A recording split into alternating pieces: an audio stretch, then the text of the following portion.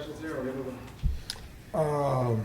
Happy with how our guys, responded. I thought we responded coming out of halftime. I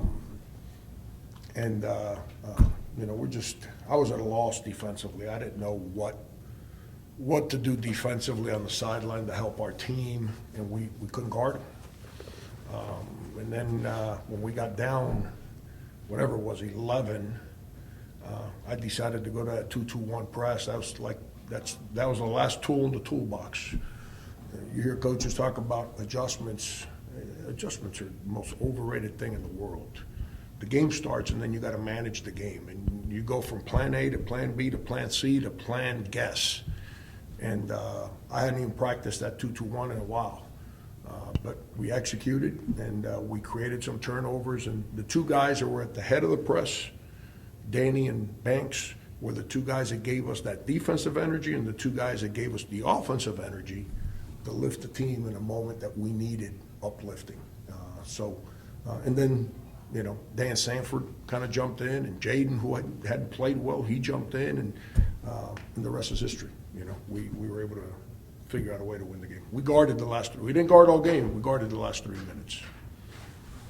You've been in a ton of close games in conference play, but this one probably standing out above the rest with how many swings there were. Kind of a two-parter. How'd you manage your emotions down the stretch, and then what'd you tell your guys to manage their emotions? I don't like talking about me. I've done this for 40 years. I know everyone thinks I'm some kind of maniac because I like to yell, hoot, and holler. I've coached games in front of 75,000 people. Like, when the game's on the line, I'm not going to hoot and holler at guys. And it's February. It's no longer November. And they were great. I put it on them today. I told them, I was like, you guys are great dudes. If you're not going to play defense and help each other defense is, it takes a person to have accountability and the desire. And then it takes their teammates behind them to trust the rotations that coaches put in place every day. And we as good as the guys in the locker room are, we don't do a very good job of helping each other defensively. And we're not great individual defenders. You saw that on display today. You've seen it on display numerous times this year. But we got to be better collectively. And that's kind of, if you want to ask me, for me, when I get frustrated, that's what I get frustrated with. But they've been playing well. Central Michigan, everyone pays attention to records. I watch film. I don't know people's records. It's conference play. There's no such thing as an easy league game. Never has, never will be. I watch film. I don't sit there and say, oh, what's their record? Oh, we got this one. They're playing really good right now. That is a confident basketball team. You don't beat a conference opponent 100-61 unless you're playing with confidence, or 100-65, whatever they beat Eastern Michigan 2 games ago. They're a confident team. Coach has done a great job with those guys. Have you ever had a game where the guy on that side scored as much as he did and the guy on your side scored as much as he did? I've been a part of some crazy stuff. I don't think I can't answer that question as far as points go. I've never been in a game where a guy in each team put on the shooting exhibition those two guys put on. That I've never been a part of. I coached a game where Michael Beasley had 44 and Bill Walker had 36, 35. The rest of the team scored 4 points, and we lost at Baylor. It's I don't think I've been on the sideline. I'll tell you what comes close. We played Oklahoma Beasley's year. Beasley had 34, Blake Griffin had 30. That's probably the closest thing I've been at where there's two guys just completely dominating the game offensively. How did the defensive plan develop around McIntyre throughout the game as he's scoring more and more? Attention to detail was bad. See, if you want to defend shooters, it starts with the guy on the ball. If the guy on the ball doesn't guard the basketball, then the ball starts getting downhill on you. Ball starts getting downhill, now you gotta start getting off bodies to keep the ball out of place.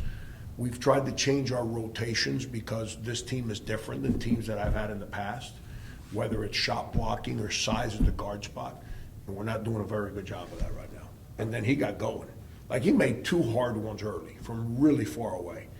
But when you let a shooter get a lick, it's over. For even if he misses, you let a good shooter get his feet under him and lift and see that rim and shoot that ball in rhythm, you created a problem. And the first one we gave him was in rhythm. We're short. We told him, don't be short on him. I don't care where he's at. He's going to let it go. And we let him get going. And once you let a guy like that get going, then they started running all kinds of stuff for him. And then our attention to detail getting through screens was not very good. And but give him credit, just like Manx. You know, we look really smart as coaches when guys make 10 out of 15 threes. And reality is those guys as players make those plays. I mean, they can go 3 for 15. Then we look really stupid as coaches, you know, but that's the job we sign up for. But give those 2 guys credit for the way they shot the ball. That was impressive. With Leo in foul trouble, how did you feel that Dimitri and Luka played in his spot? Yeah, Dimitri's been a lot better in practice. I was going to play him last game, and but I've gotten into a routine with the rotation that we had, so I didn't go to him last game. He's finally. He for whatever reason, man, he mentally disengaged when we got back from Christmas. And then he started slipping, and he hadn't been very good in practice. I'm not playing guys in games that don't practice properly. I'm just not. But he's been, again, in a place where he's helping us. So I'm happy for him, and I'm happy for us because he can really help us. I don't know.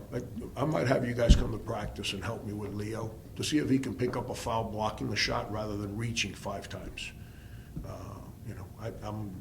I'm tired of it. And the thing is, offensively, physicality don't bother him. But defensively, all he does is grab and slap. And I've never coached anything like that. It's good because some guys don't like contact. So they avoid it at all costs. So they commit bad fouls because they're trying to. See, physical players don't avoid contact. The ones that commit bad fouls are the ones that avoid contact because they're always trying to avoid, so they're always not in the place, so they commit the bad fouls. Leo commits some really bad fouls. But he had a huge offensive. It's a big hit on our team when we lose him offensively. So we got to figure out a way. We still got 3 more weeks, 3, 4 weeks, something like that, of conference play. We got to figure out a way to get a little better defense. We're not going to be perfect defensively, but we still got to get better. Danny with the school record, 17 assists. I know you've praised him throughout the season, but what was it about him tonight that took his game to a new level? Yeah, I thought, conversely, offensively, outside of that little stretch in the second half where we kind of hung our heads, I thought we played with great spacing, great body movement, great ball movement. And he was playing downhill. You can't, it's what I said earlier about trying to guard the other guy. I can't remember his name, 33. If at the point of attack, you can keep the ball outside, then you can stay with people. But when the ball's getting downhill on you, and of all our guards, he's the one that gets downhill the best. But he's a kid, man. He's young, and he's starting to be a lot more aggressive offensively. Once we get good movement and guys are where they belong, and here's the other thing, he's telling guys, I can't see you there. Get to this side. And he's telling guys. And then the guys off the ball were moving and creating space. They switch a lot. I'm talking about Central. So I thought our constant cuts and screens off the ball got people to come off bodies, and then Danny got downhill and he found guys. He made 1 bad turnover. The kid had 17 assists. Turnover I'm talking about late. He tried to throw a chest pass to do traffic on a slip. But it's his energy was really good, really, really good. Thanks, Coach. Thank you.